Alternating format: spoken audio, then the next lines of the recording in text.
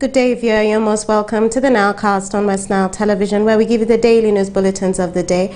Every day, my name is Okumiringa Christine. Before we dive into any of the stories, let's first have a look at the news making headlines. In the headlines tonight, Archbishop of the Church of Uganda concludes his 4 days pastoral visit to the Madi Westnile Diocese.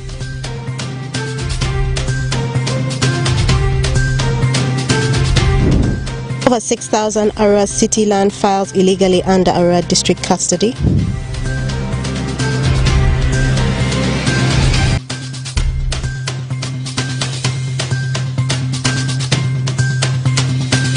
And parents warned against settling defilement cases with perpetrators in Pakwach district. This and more in the Nowcast News Bulletin.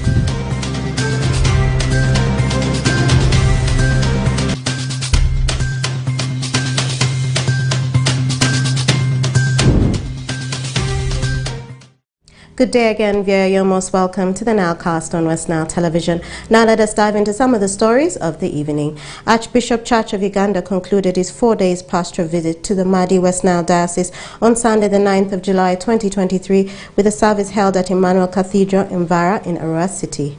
During this sermon, the area MP for Ivo East Division cautioned the Christians to be united in order to attract the attention of the central government. Manoba Ivan reports.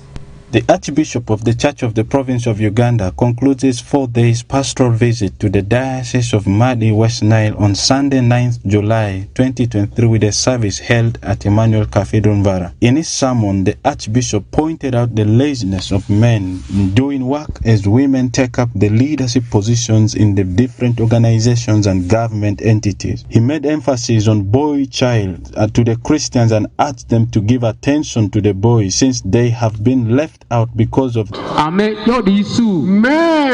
losing it. Men are becoming so lazy. All over the country where I travel, they know what is good, they know working is good, but many do not want to work. Leadership, all the places, the most useful and important places are taken by women. Because they are highly trusted, we should give attention to the boys. Because the boys are left behind. We have forgotten that these girls who are given attention, they will need the boys. He further stressed that men have neglected their responsibilities at home and are doing their own things, and encouraged the Christians to always do the good things that they were supposed to do. God has called us to do one other thing, to know what is good and do it. Area MP for Ivo East Division, Honorable Feta Geoffrey, questioned the Christians to be united in order to attract the attention of the central government. So whereas the other part of the country is concentrating on socio-economic transformation, Westnile is concentrating. How do we bring him down? You have elected the person, give him an opportunity to do his part. The diocesan bishop thanked the Archbishop for paying official visit to the diocese for the first time since his consecration and enthronement as the Archbishop of the Church of the Province of Uganda in March 2020. The 4 days visit was the evidence of the outpouring of the blessings as many churches were commissioned and dedicated as business centers and school projects were opened. I am Ivan Manaba, Westnile TV, Nilecast.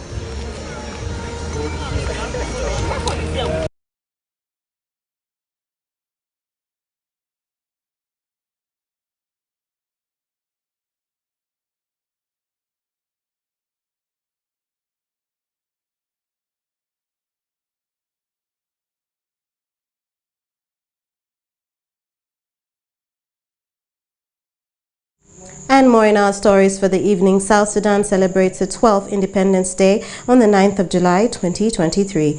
The national celebration took place in Juba, the capital Juba, but the mini celebration for the Central Equatorial State was held at Mire Freedom Square in Kojokeji County. Okumu Dominic reports. South Sudan celebrates the 12th Independence Day yesterday, the 9th of July 2023. The national celebration took place in capital Juba, but the main celebration for Central Equatoria State was held in Mere Freedom Square in Kajokeji County. The celebration in Kajokeji attracted thousands of people from within South Sudan and neighboring country Uganda. The Ugandan delegation comprised of Area Member of Parliament for West Moyo County, the Deputy Resident District Commissioner Moyo, business community members, honorable councillors and members of the public was led by Honorable Anyama Williams, the local council 5 chairperson Moyo District. Meanwhile, in Kajokeji, people from the different walks of life gathered for the celebration, ranging from the political leaders, religious and cultural leaders. The military and the residents from both within and far turned up to grace the occasion that majorly focused on peace building. Honorable Anyama Williams, the local council 5 chairperson Moyo District local government, who is also the head of the Ugandan delegation, said peace is the most precious product and peace does not come from government, but the government is a stakeholder in peace building. The people of Kajokeji, peace is the most precious product, and peace is not externally determined. Peace does not only come from government. Government is a stakeholder in peace building, but all of us in our individual capacities, we are duty bearers in peace building. I want to appeal to everybody to embrace peace, to complement government efforts in ensuring we have a peaceful country. As the government of Uganda and the people of Moyo, I want to commit our assurance that we shall continue to build peace and be good neighbor with you. We have a lot in common to do. Allow me request Your Excellency the President, the Vice President, we are requesting you as the people of Moyo to expedite a plan of rehabilitating and constructing the Kajokeji-Juba Road into a tarmac road. Honorable Duma Fanuel, the Commissioner Kajokeji County, urged the government of South Sudan to rehabilitate the road infrastructure, especially the one from Limbe to Morobo and Kajokeji. He further requested the government to speed up the Kajokeji highway and also the construction of bridge on a river Nile in Uganda in order to ease transport between the two countries. In terms of infrastructures, we now need rehabilitation of Limbe, stop Morobo to Kajokeji, and that will enable our business community to travel side of DRC and those of DRC also bring their good business. As citizens of Kajokeji, we want to request the company to speed up the construction of Kajokeji Highway, which I think when completed, it is going to link the two nations as is mentioned by our neighbor here. On the other side of Uganda, I think the authorities will appeal to His Excellency President Yoweri Museveni to put the bridge on the Nile, and then we'll travel. Honorable Ladu Jacob, a member of parliament in the transitional government of South Sudan who represented the Speaker of Parliament for the transitional government in South Sudan, started his remarks by telling the masses when he first came to Kajokeji and how things turned very fast. He, however, said the history he talked about is to enlighten the people about the evilness of war, saying if Kajokeji had not plunged into war, they would have developed beyond its current state, and therefore the people should avoid entering into war but rather embrace peace. To a state that one hardly described. When we came here 2 days ago, my heart was elating because I saw Kajokeji peaking. I am bringing this narrative just for one single reason, and that is the evilness of war. I don't know if Kajokeji was to be in peace throughout throughout this period, I cannot imagine what stage it will have reached. The second point I want to make is that I congratulate the sons and daughters of Kajukeji who left their home area because of the war and sought refuge in the neighboring country.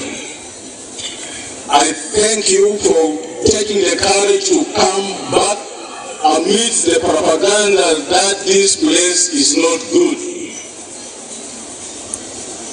Mind you, you have only one Kajukeji under the sun, which is your home place.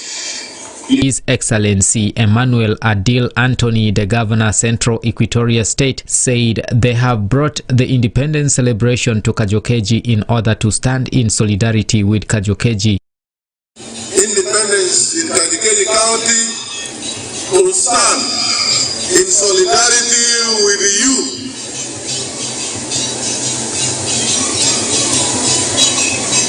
Because Kajukeji County is one of our counties that has been faced with enormous challenges over years. And that's why we say this 12th anniversary as the government of Central Equatoria, we have to do it in Kajukeji in solidarity with the people of Kajukeji. I therefore would like to salute our martyrs who made ultimate sacrifice, who laid their precious lives for the reason of freedom and dignity, of whom they are great sons and daughters of this great county who contributed their struggle. We salute the sons and daughters of Kajukeji who have contributed for the struggle of the liberation of the people of South Sudan. His Excellency Dr. James Wani Iga, the Vice President, Republic of South Sudan, who was the chief guest of the celebration, spoke in Arabic and Bari but re-echoed the issue of peace. The Vice President urged the people to stop fighting one another and requested those who are still fighting in the bush to come out and focus on agriculture and other development-oriented activities instead of fighting themselves.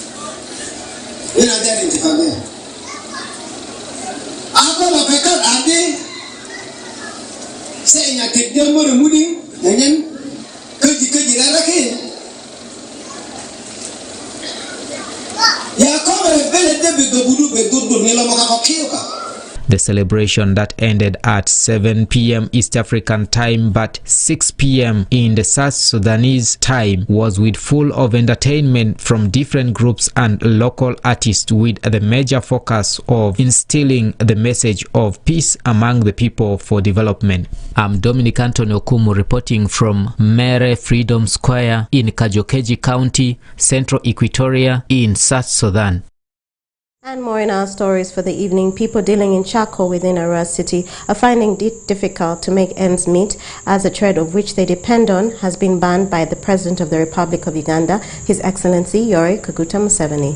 The ban follows the recent changes in climate which have been attributed to deforestation, among other reasons. Most dealers say the ban comes abruptly, leaving them with no option of finding other means of survival. Farish Majid reports. The locals in Arua City dealing in charcoal have expressed their challenge of finding it hard to make ends meet following the ban on commercial tree cutting by the President, His Excellency Yoweri Kaguta Museveni. With the order given to the resident district and city commissioners, several vehicles aboard charcoal have been impounded in the different parts of the region. As a result, vehicles are not expected to carry more than 10 sacks, which are meant for domestic purposes only. Yasir Ratib, who deals in the trade, expressed his worries of the future of their children. Since it's from the trade, they generate money to pay for school fees. For sure, what the government is doing for us is not favoring. As very many people are using to pay their children's school fees using this money of charcoal. But I don't know tomorrow how it's going to affect their children. Yeah, This government of Uganda needs children to study, to go to school. Well, when they don't go, they do arrest them. But now, how do we pay their school fees? That's the only problem. We know that government is wise, yeah. But in my knowledge nowadays, I think there's some corruption coming up there, which is affecting us today. So, what I need is the government put effort to help us. So what I need is that, yeah, even if we were to be informed, yeah, at least let them know how it will affect us before taking that action. They want to react before getting our views. Now, how do they think that it's going to affect us? Yeah, we know that they have their gases to cook, but maybe they think we also use gases like them. But for sure, we depend in charcoal. So that's all. Meanwhile, Iru Lilian, the acting forest officer for our district, warned the public of the possible dangers of cutting trees, and she also called for sensitization of the masses to instead plant for more trees. Yeah, when the public continues cutting down trees, we are likely to become a desert country very soon. Because I can remember in 2016, before the ban was put, Enyau River had dried up. Just here crossing at Idiofen, it had completely dried up. It was first of its kind. So we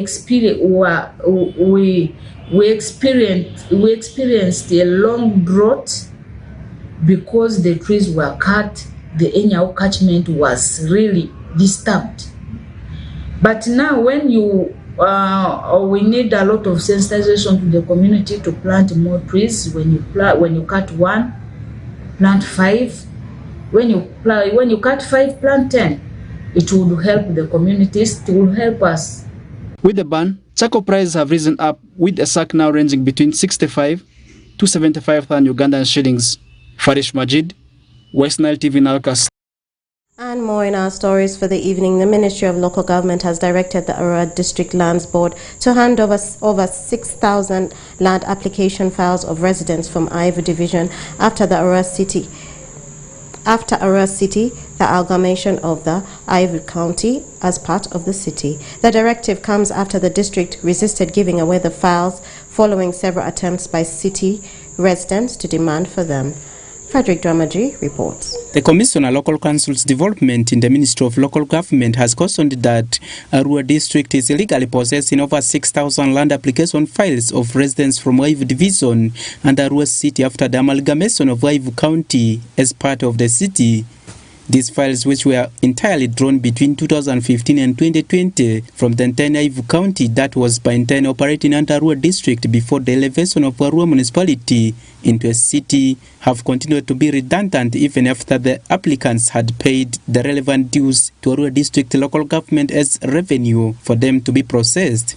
Bernadette Tiku, Arua City Land Board chairperson, says with the establishment of Arua City Land Board in August 2022, they made several attempts to request for these files, but nothing materialized.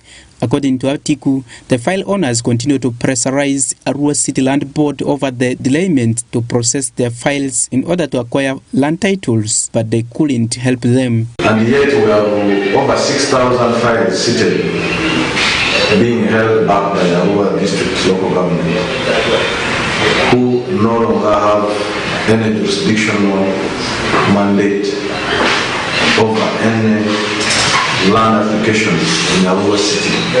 The first time the town clerk wrote, the cow claimed that he needed to consult with the ministry, and they have never given us a feedback. Then the second time, the mayor himself wrote, and the response was that they are waiting from the ministry. But Alfred Okunzi, Arua District Chairperson, without showing any proof of evidence of a letter, claims that the Ministry of Lands, Housing and Urban Development had directed the district to process the land files of Arua City that were sent to the district. The land files are there. I have personally said these land files should be given, but the minister for local minister for lands, housing and urban development said no. Arua district, you are still responsible for these files. You handle them. Now the city to be given to city, the ministry is saying no, there we should not give. So we are in a dilemma. Meanwhile, Mujama Swizen, the Commissioner Local Council's Development in the Ministry of Local Government, says Arua district is possessing the files from Arua City illegally and directed the district officials to hand over them immediately to the city authorities. According to the Commissioner, the files are assets of Waivu Division Council that should have been handed over with the revenues tagged to them. All local governments are guided on how they should share the assets, but there are those who choose not to follow the guidelines, and that's where we have issues. I want to encourage leaders in that category where people have deviated from the guidelines to inform the ministry. Since the creation of Arua City and the subsequent amalgamation of Waivu County into a city division in 2020, there has been contestation over sharing of assets and liabilities affecting service delivery between Arua District and Arua City. Frederick Tramadri, Westnile TV, Nilecast. In our stories for the evening, Pakwach District has registered 28 domestic violence-related cases for the last 2 months. Speaking to our reporter during the annual general meeting with parents in Excel College, Pakwach, key stakeholders in attendance stated that the rising reports of domestic violence in the district is due to alcoholism and mistrust among married couples. Alfred Jawok reports. Pakwach District has registered 28 domestic violence-related cases for the last 2 months. Speaking to our reporter during annual general meeting with the parents in Excel College, Pakwach over the weekend, Venko Adubango, the Executive Director, Jonam Youth Development Initiative, JYODI, a non-governmental organization working in Pakwach District, said the rising reports of domestic violence in the district is due to alcoholism and mistrust among married couples. Adubango warned some parents who negotiate with perpetrators of defilement cases, rape, among others. He cited a case in point where last week, in one of the villages in Pakwach Town Council, a 25-year-old man was picked by police after his parents agreed to negotiate with the parents of the victim, but some concerned residents reported the matter to the office, and with the help of police, they managed to apprehend the suspect, who was later arraigned before Pakwach Magistrate Court and was remanded to Ragem Government Prison. Most of our parents in our community prefer community negotiation for child sexual violence, which is a very wrong attitude, since this girl has suffered from these defilement cases. The girls end up losing their future because we receive something in kind like heads of cattle, like 1 or 2 million, and yet the future of the girl has been affected. Under this project, Girls Get Equal, JYODI is doing a lot to facilitate child case management in terms of medical examination, facilitation to make arrests of the perpetrator in case a child has been defiled. And we also work with the youths that are out of school, maybe probably due to teenage pregnancies. We train them, educate them, we train them on modules that make them more empowered. Meanwhile, Francis Uketwengu, the head teacher of Excel College, Pakwach, during the annual general meeting and celebration of 20 years of excellent performance of the school, called upon parents to protect their children from night disco dance, attending traditional marriages, among others. Uketwengu lauded stakeholders, parents, for their support throughout the year since 2003, when the school was established. It means a lot to me to celebrate 20 years. When you give birth to a child and you see the child growing, reaching some age, you say you have reached a very big milestone. He Kenya, Excel College has been the best school in the district for a good number of years. That is why we are celebrating academic excellence for these 20 years.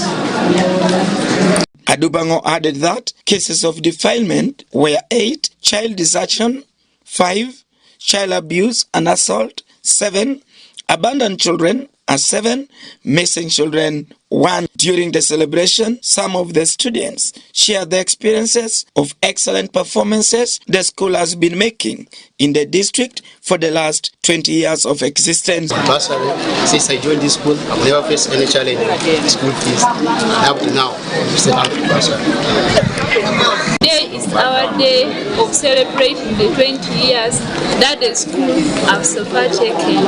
Since 2003 up to today, up to this year is 2023. So in Excel College, since 2003, the performance was so good and all the world was knowing how the school was performing, how they were cooperating with the other schools, how they were determined, how they were excelling in all other things in the district and the country at large. Pakwach District Police Superintendent of Police Samuel Lubega call upon public to report any cases of domestic violence to the Office of Child and Family Protection Unit. During the first and the second COVID-19 lockdown, Pakwach District registered 2,287 cases of teenage pregnancy and early child marriage. Alfred Jawok, Westnile TV, Nilecast. And more in our stories for the evening. Gupir and Labongo is an interesting cultural story that originates from Luo migrations to Kenya, northeastern Congo, South Sudan, not forgetting North and northwestern Uganda. In a special feature, our reporter, Alfred Jawok, visits the cultural site and speaks to the high priest, Walter Jalobo Omoti, who gives the rich history of Gupir and Labongo site and appeals to the government to renovate the cultural site since it's in an appalling state. Let's have more on that. Gupir and Labongo is an interesting cultural story that originates from Luo migrations into Kenya, northeastern Congo, South Sudan, and not forgetting North and northwestern Uganda. The high priest, Wanglei, in Pakwach Town Council, Pakwach District, where Gupir and Labongo separated in 1427, Walter Jalobomot has renewed his calls to government to renovate the cultural site since it is in an appalling state. Speaking to our reporter over the weekend, Jalobo said government had forgotten the site despite several calls by both cultural and elected leaders in the district. According to Jalobo, on average, he receives over 5 to 7 visitors at Wanglei cultural site to learn more stories of Gupir and Labongo. So this place is very important to us, we Luo Nilotics, because Gupir and Labongo, they have separated here. Gupir and Labongo, they were brothers. So at the time when Gupir took a spear of Nyabongo and go and spear with it an elephant. So an elephant ran with the spear. At the time when Nyabongo has returned back at home, Nyabongo find the spear is not around. He used to ask the wife, my wife, where is my spear? His wife said that your brother Gupir come and took your spear here, and he speared with it an elephant. So that elephant ran with that spear. So now it is a problem. Nyabongo said, why is that Gupir come and took my spear without my information? He should inform me first. The wife said that the elephant is just eating the millet. So that is why he just ran and come and take the spear. So Nyabongo said he need his spear. He need exactly his spear. Gupir said to him, let me go and prepare for you another spear. He said, no, I need my dead spear really my spear. He now wants the government to consider putting up modern structures to keep historical items like an X, which appears once during performing rituals on 18th February annually. I appeal to the government. That is how this place is very important to us, or to Uganda, or to the world. I need government to uplift that place to become a tourist place for all of the people, for all of the European, even those of for the world. So that place to be uplifted up. That's my appeal to the government. This thing, retain wall, my retain wall, which is being done here, is being done by CCFU. Because British has known this place A up to Z at the time when this British Uganda Protectorate. This place is very important to British. That's why when we supply that, the other trees, that trees, big trees, like to even here. The other trees. So the water is going to be swept this thing all. So how can you help us? What, those of CCFU, they heard us, they heard our voice. They come and build this retain wall.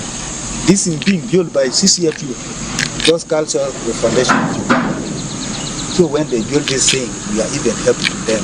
And I request let God give them abundance. Because all these trees, if it were not to be built this like this, all of this will be swept by water. Geper loved the beads the old woman had given him. They symbolized his endurance and kindness of humanity. Labongo's last born and favorite child, a toddler daughter, was among them and started playing with the one bead like all toddlers do. She put it into her mouth and accidentally swallowed it. One of the other children saw her doing this and called out to Geper, telling her she had swallowed one of his beads. Geper, still filled with bitterness about what his brother had done, saw his chance for revenge. Labongo pleaded for his brother to consider for hours, but Geper reminded him of how Labongo had flippantly doomed his life by sending him into the jungle for the spear and remained obstinate. He needed his bead at that right moment, and Labongo had nothing to do but to give up his daughter to be cut up, and they retrieved Geper's bead. It was finally retrieved, but the clan was never the same again. Labongo could not stand living with his brother, and the grief of losing his precious daughter was too much. They decided to part ways, and they buried an ex at a place presently called Wanglei in Pakwach on the shores of the Nile. Yes, this is the untold story of Labongo and Geper. This is where they separated. 1427 on 18th Feb. So the story of Labongo and Geper attracts many people in the world. This is the site, Alfred Jawok, Westnile TV, Nilecast. And more in our stories for the evening. Farmers in Aringa South constituency, Yumbe district, have expressed their gratitude and enthusiasm upon receiving the donated farm inputs and healthcare facilities from the area MP, Honorable Odria York Alioni. The locals emphasize the positive impact that these items will bring to their livelihoods, enabling them to increase their yields, improve on the quality of health services, and untimely secure better market opportunities. The donation has brought a new optimism and a sense of unity within the farming community. Dennis Saringi reports. The population of Aringa South in Yumbe district depends majorly on agriculture to keep up their living. To achieve their desired level of production, the area member of parliament Odria York Alioni has donated a tractor and tons of maize seeds to the residents. The Minister of Energy Ruth Nankabirwa, who visited the constituency recently, commissioned both the imports and the hospital beds, including mattresses, lobbied by the member of parliament.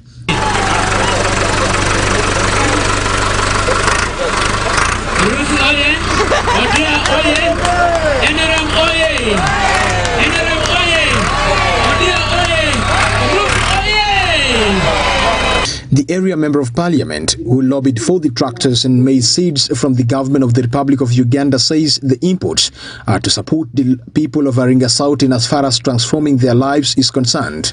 The tractor uses my personal networks.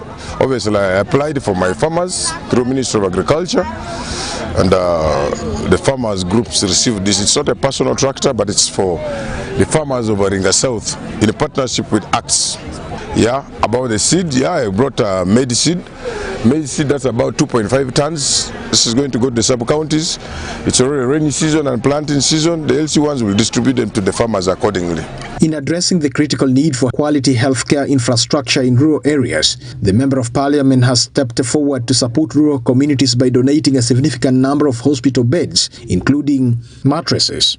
We have 10 health centers in Aringa South.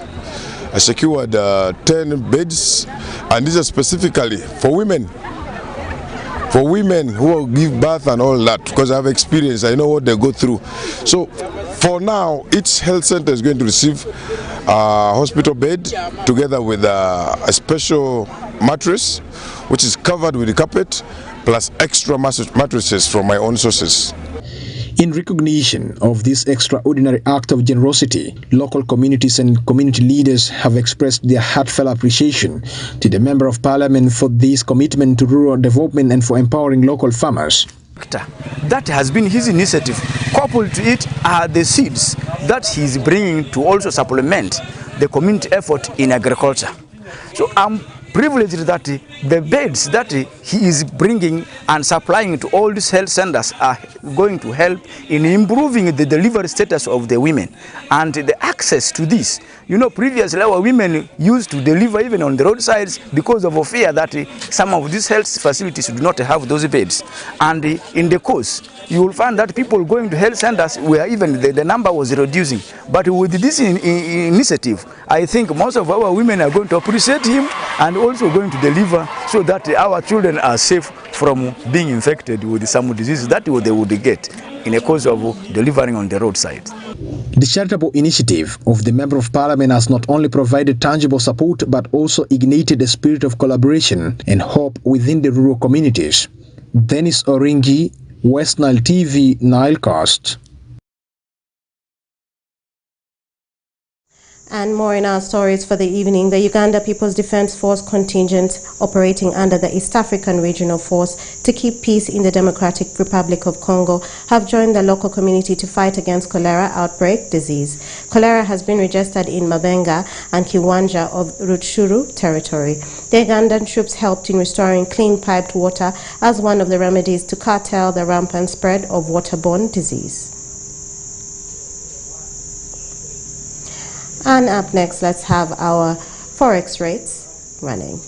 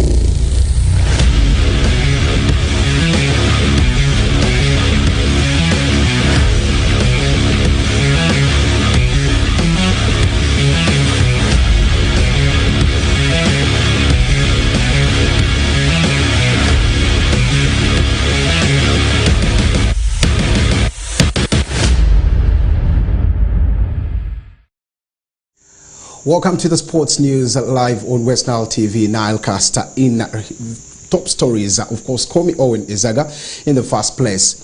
In our sports news today, Arua Pioneers basketball team over the weekend hosted Sky Bull basketball team of Congo in a friendly match. The purpose for the game was to expose and build up relationship. Let's have more from the compiled story. Arua Pioneer basketball team over the weekend hosted a Sky Bull basketball team of Congo in a friendly match. The purpose for the game was to expose and build up a relationship between the two clubs within and the rest of the other basketball teams surrounding the region. Atiko Boniface, the head coach of Arua Pioneer basketball team, explains more. It's just a friendly, just exposure. I want to expose guys into the game of basketball and also sensitize people about basketball and the way forward for the children to learn this game. So DRC Congo is a very big country. So basketball is mainly the other side of Kinshasa, the likes of Sangani. But in Aru, there's not so much basketball. But these guys here picked up themselves, they love the game, and then they called me up and I was like, it's okay, they can come around and have a friendly with us, but we see what they have and see how to work together with them. They have upcoming games that side, they have teams in Aruara, teams in Aru, teams in Bunia, so this exposure will help them play against each other that side. Just as I said before, it's a friendly game, so it's just a fun game. It's a fun game, nothing like tournament or something like a prize for a winner here. We're just having fun. We want to expose the game to the world out there and show guys that this game of basketball can take them somewhere else and only not stop in their current positions or current towns and districts. Whereas Ibrahim, the coach player for the Sky Bull, hopes for good relationship and exposure in the friendly. We really wanted to play with Arua team because it makes a good relationship, you know, between DRC and Congo. Normally we have a good relationship, so we want now to introduce it in the play, in the game, you know. So it shows a very good relationship between us, and that's what we wanted to produce it now, to react it on the ground here. See, this is just a friendly game, like I told you, just for making a good relationship. But we don't know in future if something can, or an opportunity can come, like us participating in a tournament. It will not be a problem. So normally we have a team that side, and we have different teams in DRC which we play around us. So normally we train ourselves every day. We train ourselves. So it's just a game. It's not a matter of preparing too much. But like basketball, it's a game which you must prepare yourself before playing. That is it. We are ready, and it's a very good appreciation to see Arua welcoming us the way they do. It's very good, and we thank it so much. En anglais, que nous sommes ici pour représenter notre parti, donc la République démocratique du Congo de l'Est, parce que nous sommes ici de l'Est, Sky Bulls de Aru. Donc nous jouons avec l'équipe de Arua, Ouganda, donc c'est un peu ça. Mais nous ne sommes pas ici pour faire du combat, parce que c'est pas de la catch, mais c'est du basket. Les jeux communs, donc à la fin de tout, il y aura les gagnants et le perdant. Mais nous ferons de nos mieux quand même de rendre la RDC fière de nous. C'est un peu ça l'objectif. In this friendly, Arua Pioneer emerged victorious over Sky Bull with a set margin of 86-45. Owen Ezaga, Benson Pastore, Linda Suzy, Westnile TV, Nilecast. And in other news, Westnile province team was engaged in a friendly match over the weekend ahead of the forthcoming FUFA drum. This was played between Westnile province team and the South Sudanese, who were celebrating their day in the independence. This game had a lot that came through from the committee and of course the fans of the Westnile drum. Speaking to Samson Sizokuti, he said this was a preparation game ahead of the final ceremony of this week. Let's have more from the head coach. Being aware that at the moment they are still for the off-season, we just thought it wise so that we can start getting them up ready. By the time we summon them, I think they will be at a certain fitness level. I think about the drum, we are really expecting the team, I think, to be summoned next week. The manager is going to update us on the way forward. He's going to speak with the management committee, and I also, the head coach, we are going to sit down with them to make sure that we come up with a list of players who are going to take part in this fourth edition of the program. Our first game will be on 23rd away to Busoga province. I think that will be in Jinja, the venue. They have not informed us clearly where we're going to play that game. The team, I think that's going to be someone, what the expectation about us. Normally the first game we're playing away from home, and you know, playing away from home comes with a lot of challenges, so it comes back to the team that we're going to assemble, the team that is going to present us in Busoga. We're very optimistic that whoever is going to get a chance to play from that side, we really want to go there and get a result, because it's going to be our first game. We're expecting a lot from us, and all that will go back to the work we're going to put on ground. I think together with the support from everyone who is a Westnile, we really want to encourage them to come behind us to help us in each and every way possible, so that we can be able to get results, not only here on the field of play, but the fans themselves in soccer, and here those who are going to travel with the team. We want to encourage them to come and support our so that we can come in. It comes with a lot of challenges, that I must admit, because this is also very good for me, because it's take off for my career, because at the moment this is what I need, this is what everybody is expecting from us, because if they put the trust in me, I think it's going to be something not easy. I must say that comes with a lot of challenges, but let me hope I'm up to the task, because I love challenges and I love learning. And to end our sports news, Drabe Godfrey has been appointed as the new head of marketing, communication and public relations at Onduparaka Football Club. Drabe replaces Munduru Masi, who has been the long-serving marketing, PR and communication department. According to Onduparaka FC, he will have task of building the media team, the communication and the marketing. With that marks end of our sports news today. Have a very good day.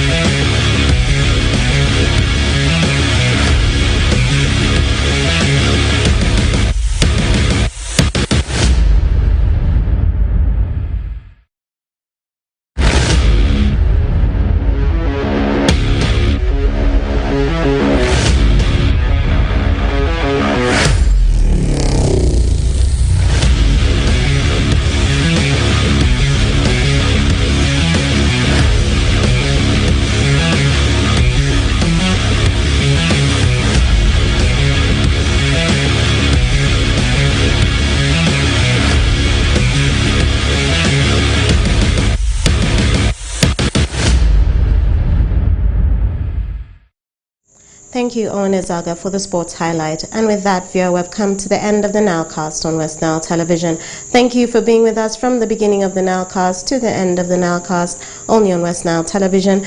Please stay tuned to the rest of the subsequent programs that follow. My name is Okumringa Christine. Have a good day.